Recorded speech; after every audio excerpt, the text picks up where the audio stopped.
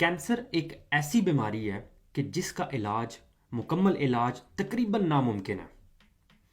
लेकिन इस ये सब कुछ जानने के बावजूद हम इंटेंशनली या अनइंटेंशनली ऐसी चीज़ें खा रहे होते हैं जो कि कैंसर काज करवाती हैं। आज जो खबर मैं आपको देने जा रहा हूँ वो यकीनन आपको चौंका देगी।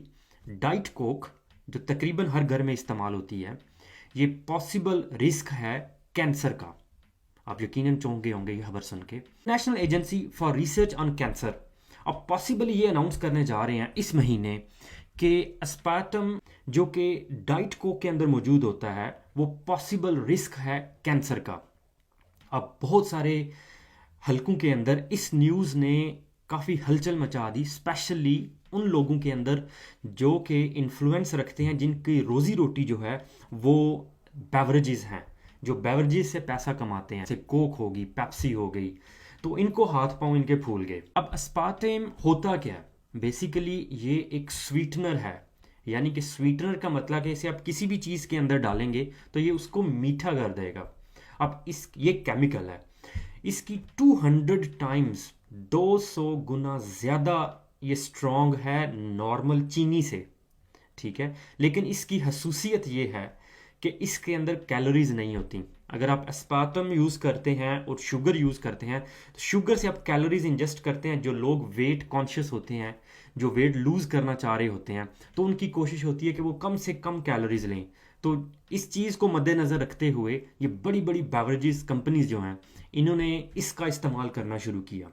अब सवाल ये बनता है कि एस्पार्टेम जो है ये कैंसर कैसे करवाता है? आखिर क्या पीछे लॉजिक है कि जो इंटरनेशनल एजेंसी है रिसर्च ऑन कैंसर वो इसको लेबल करने जा रही हैं पॉसिबल कैंसर रिस्क। अब होता ये है कि जब आप इंजेस्ट करते हो, लेट्स से आपने पेप्सी मैक्स या को डाइट कोक पी, ये जाता है आपकी आंतों के अंदर, वहाँ से ये एब्जॉर्ब हो जाता है, जज़ब होता है खून के अंदर। खून जो होता है वो गर्दिश करता है, वो जिगर तक जाता है और जिगर जो है इसको ऑक्सीडाइज करता है, इसको मेटाबोलाइज करता है। मेटाबोलाइज करके इसको वो कन्वर्ट कर देता है फॉर्मल्डिहाइड में। अब वो फॉर्मल्डिहाइड जो है वो डायरेक्ट कैर्सिनोजेनिक प्रॉपर्टीज रखता है, यानी कि वो लिवर सेल्स को डैमेज कर सकता है डायरेक्टली। और वो उस जब वो डैमेज करता है तो उससे कैंसर का रिस्क बढ़ जाता है। और जब रिस्क बढ़ता है तो ऑब्वियसली क्या होता है कि कैंसर जो है वो अनफॉर्चुनेटली उसका एंड रिजल्ट होता है।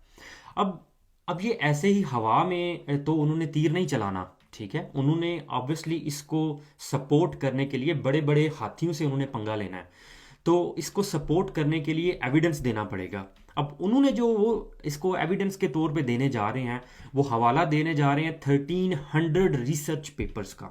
उनमें से जो दो नामी ग्रामी रिसर्चेस हैं, एक है जो फ्रेंच यानी कि फ्रांस के अंदर कंडक्ट हुई, उसमें उन्होंने देखा कि जो लोग इनके पास सैंपल डाटा था ऑलमोस्ट मोर देन 1000, और उन्होंने नोट किया कि जो लोग ये एस्पर्टेम इस्तेमाल करते थे उनके अंदर कैंसर के होने का रिस्क काफ़ी ज़्यादा था as compared to those people जो एस्पर्टेम इस्तेमाल नहीं कर रहे थे। दूसरी रिसर्च जो हुई वो इटली के अंदर हुई, जो कि 2000 के लगभग सन 2000 के अराउंड अबाउट हुई।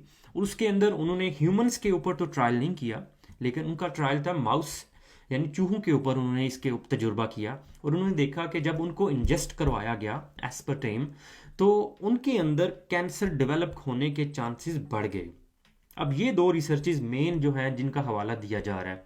लेकिन अगर हम पिक्चर का दूसरा रुख देखें तो उसमें हमें यह भी पता चलता है कि जो इसके क्रिटिक्स हैं वो ये कहते हैं कि ये जो दो रिसर्चेस का हवाला दे रहे हैं ये बेसिकली इनकी अगर मैथडोलॉजी को देखा जाए, यानी कि जिस मेथड के थ्रू ये रिसर्चेस कंडक्ट की गई हैं, तो वो मैथडोलॉजी सही नहीं है।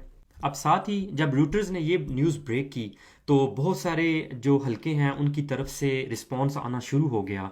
उनमें एक इंटरनेशनल बेवरेज एसोसिएशन है, उनके जो स्पोक्स पर्सन है उसने बोला कि मैं आपको पढ़ के सुना देता हूँ। उसने कहा कि we are deeply concerned by the leaked opinion and also warned it could needlessly mislead consumers into consuming more sugar rather than choosing safe no and low sugar options। तो बेसिकली उसने ये बोला उन्होंने कि ये एक रॉन्ग ओपिनियन है और ये जो लीक हुई है खबर रूटर्स ने ब्रेक की है, हम इस पे अग्री नहीं करते और अब इस तरह की खबरें जब मार्केट के अंदर आएंगी तो लोग क्या करेंगे, वो इससे बचने के लिए जो मोर शुगरी ड्रिंक्स हैं उनकी तरफ रुझान उनका बढ़ जाएगा।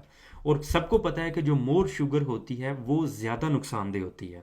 साथ ही अब इसके अगर आ जाएं तो एक साहिब हैं, फ्रांसिस वुड, वो कहते हैं, ये इनका ताल्लुक जो है वो इंटरनेशनल स्वीटनर्स एसोसिएशन के साथ है।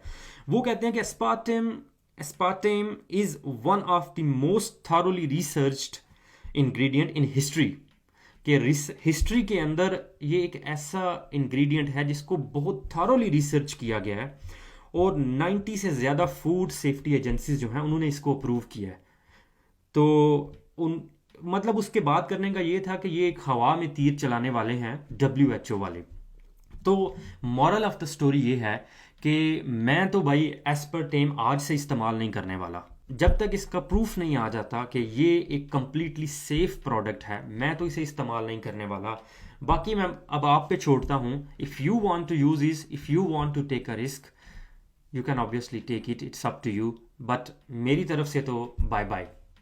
अपना ख्याल रखें, अपने अजीज़ों का ख्याल रखें। अल्लाह हाफिज़।